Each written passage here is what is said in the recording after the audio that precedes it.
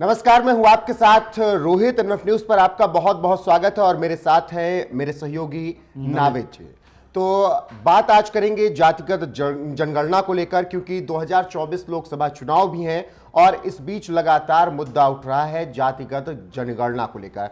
1931 के बाद 2011 में जनगणना हुई थी। हालांकि कांग्रेस की सरकार ने वो आंकड़े जारी नहीं किए थे, लेकिन लगातार कई राज्यों से ये मांग उठती रही है कि जातिगत जनगणना होनी चाहिए और इस आधार पर लोगों को फिर आरक्षण मिलना चाहिए। नाविद जी, इस पर आपका स्टैंड क्या, किस तरीके से देख रहे हैं आप? देखिए, जातिगत जनगणना ये कह सकते हैं मधुमक्खी का वो छत्ता है जो इसमें हाथ डालेगा, ये मान के चलिए कि इससे पूरी जो राजनीतिक व्यवस्था है वो बदल जाएगी।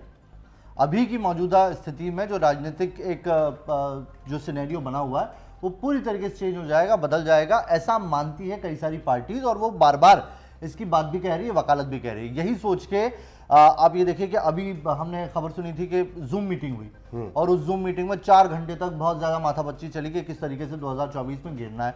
तो फाइनली अभी समझ में आ गया कि वो जो जूम मीटिंग हुई थी जिसमें विपक्ष के तमाम नेता बैठे हुए थे, 4 घंटे की जो माथापच्ची की उसमें से निकल के यही आया है, उसका नाम है जातिगत जनगणना। एमके स्टालिन इस मुद्दे को लेकर आया, जिसको सबने माना है कि इसी के दम पर अब 2024 में बीजेपी को घेरना। अब सवाल यहां पर यह उठता है कि जो आरोप लगाए जा रहे हैं, विपक्ष की तरफ से भी आरोप लगाए जा रहे हैं कि मोदी को लेकर टिप्पणी की, मोदी नाम को लेकर टिप्पणी की और उसके बाद बीजेपी ने इस पे पलटवार ये किया था कि ओबीसी है। लेकिन वही बीजेपी जो है वो जातिगत जनगणना क्यों नहीं करा रही है, या अगर जो पार्टियां चाह रही है वो क्यों चाह रही है, इसके पीछे की वजह क्या है? तो जातिगत जनगणना जो है लंबे वक्त से इसकी मांग चली आ रही है। कई पार्टियां ऐसी है जो इसकी वक्त वक्त पे मांग उठाती है। अभी एमके स्टालिन ने उठाया, उससे पहले जब नीतीश बीजेपी में थे तब भी उठाते थे और यही माना जाता है कि नीतीश का जो बीजेपी के साथ गठबंधन टूटा उसके पीछे भी वजह यही थी। कि अभी हमने देखा कि अखिलेश भी पिछले चुनाव में बोलते पाए गए थे कि जातिगत जनगणना होनी चाहिए, और जब वो आप देखिएगा कि जब ब्राह्मण कार्ड खेल रहे थे अखिलेश,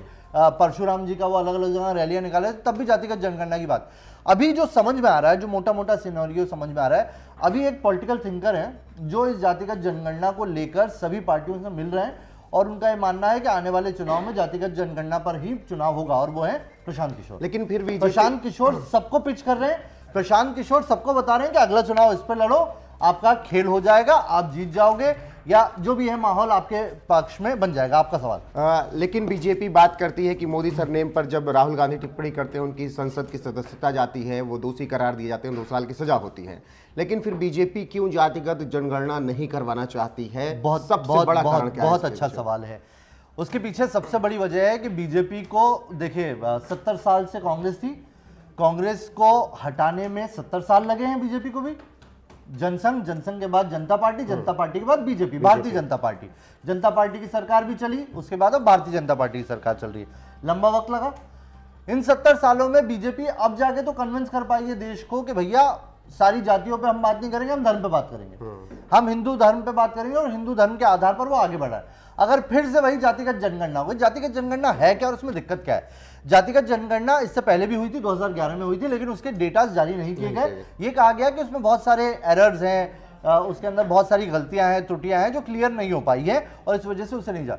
जातिगत जनगणना अगर जारी हो जाती, देखिए पहले तो जातिगत जनगणना कोई अलग से नहीं होगी, जो जनगणना होती है उसी के अंदर आपको कुछ 2 सवाल और जोड़ने, वो डेटा आपको कंपाइल करना, आपके पास जातिगत जनगणना का डेटा आ जाएगा। लेकिन ये डेटा आते से ही बवाल खड़ा हो जाएगा। बवाल इसलिए खड़ा हो जाएगा क्योंकि जो जातियां हैं, अलग अलग जातियां हैं, कोई सी जाति है जो हो सकता है इस स्टेट में ज्यादा है, दूसरे स्टेट में कम है, कोई जाति दूसरे स्टेट में कुछ है, दूसरे स्टेट में कम है।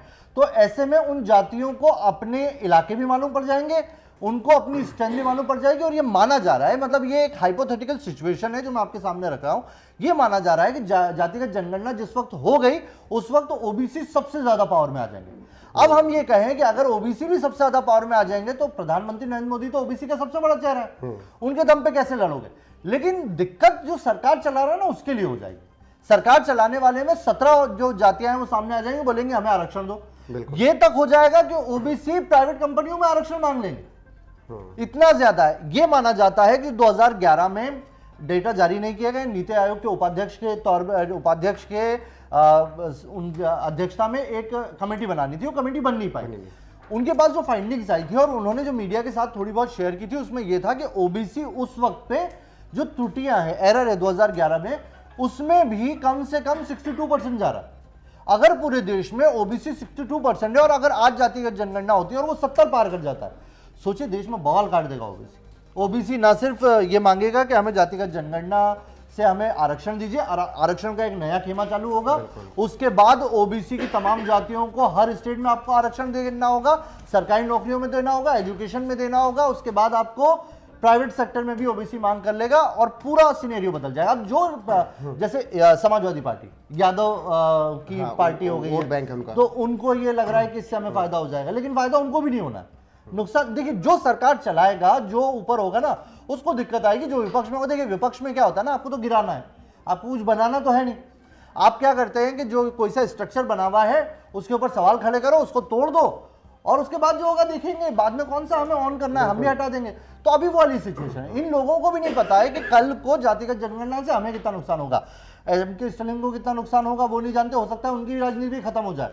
अभी कर्नाटक की हम बात करें तो कर्नाटक में बीजेपी ने मुस्लिम से जो 4% वो लिया, मुस्लिम और अल्पसंख्यकों से जो 4% आरक्षण लिया, वो वोक्का लिगा और लिंगायत को दे दिया। अब वोक्का लिगा और लिंगायत को दे दिया, वोक्का लिगा लिंगायत को आप एसटी में रखोगे, ओबीसी में रखोगे, तमाम चीजें ऐसी हैं जिसको लेकर भी सवाल खड़े होंगे। और तब राजनीति तो बदल जाएगी, लेकिन राजनीति के साथ साथ देश का माहौल भी बदल जाएगा। फिर वही वापस हो जाएगा। हम बार बार एक बात कहते हैं कि हमें हमारी स्टेट के या यूपी के अंदर यार कुछ भी हो जाए, जाति से ऊपर उठ के कोई वोट ही नहीं करता है। यूपी बिहार दोनों जगह यूपी बिहार हो गया, अरे सब जगह, मध्य प्रदेश में ये होता है। ये भारतीय राजनीति का सिस्टम है, ये कल्चर बना हुआ है। तो अगर ऐसे ही होगा तो हम तो वापस उसी साइड जाने। एक तरफ हम उससे दूर होने की बात करते हैं, फिर वापस चले जाते हैं। इससे फर्क पड़ेगा, इससे उस सरकार को भी जवाब देना पड़ेगा कि इतने सालों तक इस जाति के साथ आपने किया क्या। बिल्कुल, लेकिन केंद्र सरकार भले ही नहीं कराना चाहती है जातिगत जनगणना, लेकिन जो राज्य सरकारें वो धीरे धीरे तो अब इस तरफ जा रही हैं। जाएंगे। देखिए नीतीश कुमार ने तो बांट दिया है, कोड के अनुसार उन्होंने जातियां बांट दी हैं बिहार में। जैसे उन्होंने कोड नंबर 1 अघोरी को दे दिया है, कोड नंबर 10 किसी और जाति को दे दिया है, किसी लाला को कुछ नंबर दे दिया है। तो अब राज्य सरकारें जो हैं वो तो अपने एजेंडे पे जाएंगे। अगर नहीं होती जनगणना तो वो अपने यहाँ के जो रूल्स हैं उस हिसाब से वो फिर चुनाव लड़ते दिखेंगे। और हो सकता है गठबंधन, अलग अलग राज्यों की सरकारें इस तरीके से करके फिर एक गठबंधन में आए, फिर बीजेपी के सामने खड़े। रोहित, एक ना एक दिन तो जातिगत जनगणना करानी पड़ेगी आपको। ये मान के चलिए जिस तरीके से शगुफा उठा है, यूपी इलेक्शन में भी इसकी बहुत चर्चा थी कि ये होगा 2000, तभी मतलब आप बताइए कि यूपी इलेक्शन में ही डिसाइड हो गया था कि 2024 का सबसे मुख्य मुद्दा जातिगत जनगणना होगा। अब इनको ये लग रहा है कि मोदी सरकार को घेरने का इससे अच्छा मौका नहीं है, यही एक फ्लो है जिसके ऊपर हम घेर लेते हैं। इसके ऊपर अभी तक संघ की तरफ से भी कुछ चीजें क्लियर नहीं हुई है। संघ ने भी अपना एजेंडा क्लियर नहीं किया है। संघ भी नहीं चाहता है कि फिर से देश जातियों में बटे और वो चीजें बिगड़े, इसलिए वो चीज भी क्लियर नहीं हुआ है। आरएसएस मानता है कि हिंदू अगर हम छवि लेके चलें तो उसी के ऊपर आगे बढ़े, हम जातियों में एक दूसरे को ना बांटे। लेकिन अगर जातिगत जनगणना हो जाती है, कुछ जातियां हैं जो ज्यादा आ जाती हैं, तो वो अपना हक मांगेंगी। पहली चीज अपना हक मांगेंगे, अपने हक के हिसाब से आरक्षण मांगेंगे। और दूसरा सरकार से सवाल भी करेंगे कि आपने धन के नाम पर तो चीजें की, लेकिन इस जाति को पर्टिकुलर ओबीसी थी, ये थी, हम तो इतने थे, फिर भी हमारा क्यों विकास नहीं हुआ। फिर आपके पास डेटा आ जाएंगे सारे, आप डेटा पे बात करेंगे कि स्कूल एजुकेशन में ये कहां पर है, ये जाति कहां पर है। अभी आप जो धर्मों के लिहाज से बात करते हैं, स्टेट वाइज लिहाज बात करते हैं, आपको पूरे देश के हिसाब से बात करनी पड़ेगी। तो जातिगत जनगणना अगर होगी तो राजनीति पर सीधा सीधा इसका असर पड़ेगा। क्यों पार्टियां नहीं कराना चाह रही है और क्यों पार्टियां कराने चाह रही है, वो उनका पॉलिटिकल हित है। उनको भी जो कराना चाह रही है उनको भी जातियों से कोई लेना देना नहीं है, जो नहीं कराना चाह रही है उनको भी जातियों से कोई लेना देना है। उनका खुद का पॉलिटिकल हित है जिसे वो साध रहे हैं।